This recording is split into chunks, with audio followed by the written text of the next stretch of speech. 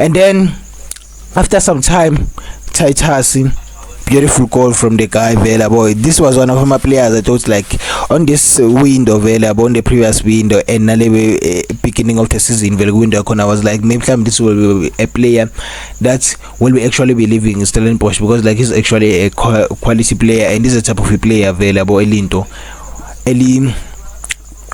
elingasuitha vele abo style of play Orlando Pirates vele, because he's quick and he's good vele technically, but also it was a thing to the Cotton Velo Police. I think this was the guy like Orlando Pirates went able to actually get Velo Police. They were actually going to get him available.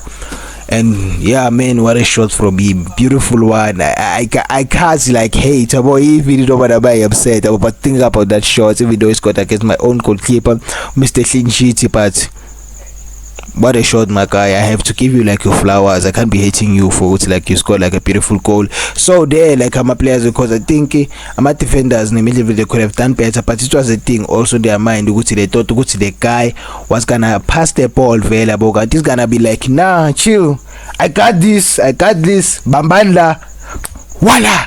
Yeah, boy, and then like he scored I guess the best keeper currently available with PSL and